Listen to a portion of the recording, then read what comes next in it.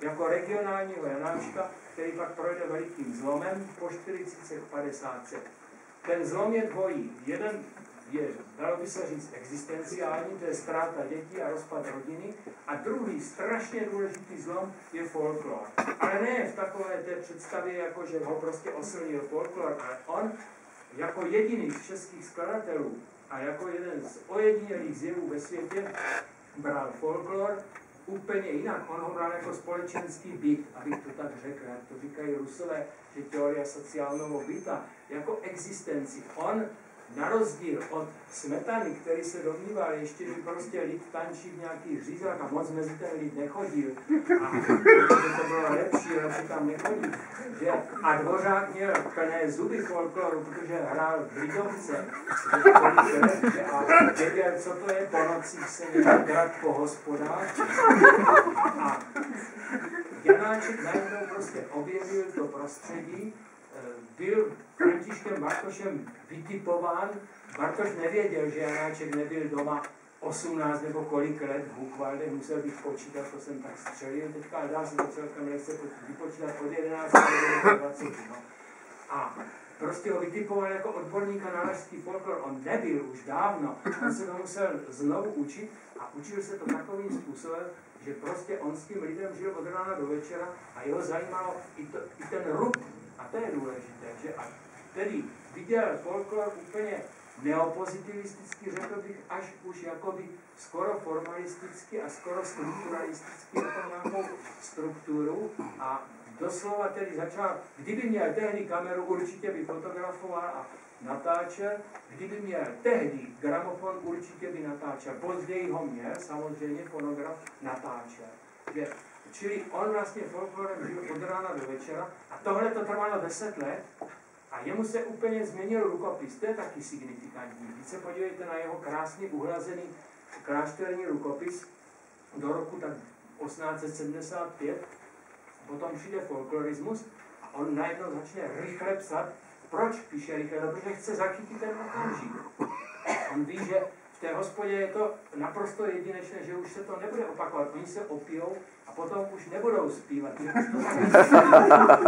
To je známá věc a on prostě blížil, že kdyby měl skrytý mikrofon, tak by ty holky natáčel u řeky.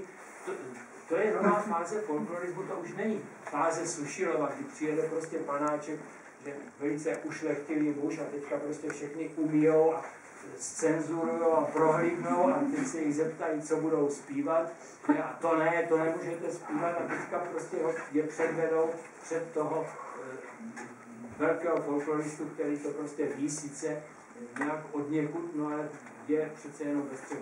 Končím tím, Radku, hnedka ti dávám slovo, protože už to šlo do strašné šíře.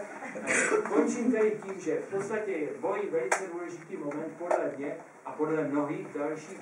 Existenční moment a ztráta rodiny a samozřejmě je velká moda dělat Janáčka jako prostě absolutního erotomana a spousta lidí to podporovala a vykladala, že prostě co se hýbalo v okolí a v terénu, takže okamžitě na to útočil, ale já si to nemyslím a myslím si, že naopak důkazem je ten monogamní vztah k té Šteslové. On si do té Šteslové promítá absolutně všechny postavy z toho pozdního tvůrčího období. Čili ten existenciální moment, ten folklorismus jako něco, co ho úplně předělal jako skladatel, když on na 10 let zapomněl na to, že je tvůrce. Pro něho byl absolutní tvůrčí čin ten akt toho, co slyšel okolo sebe, z toho prostředí. To doloval, doslova. A vůbec nechtěl být skladatelem, že to bylo něco úžasného. Všichni se tomu smáli a všichni zestárli, začali se hádat, urážet a podobně. A on začal v 50 letech znovu. Že napsal Pastorkyni a prostě ta křivka šla takto nahoru. A 3 věci jenom, které je nutno jmenovat.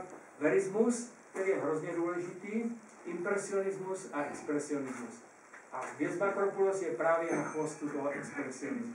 Verismus je samozřejmě její Pastorkyně, protože verismus je úžasná metoda. Véro, že verismo je v podstatě rustico, to je ten venkovský, potom je exotico a potom je borgéze. Že Toska je, řekněme, borgéze, takové občanské, nechci být buržoazní.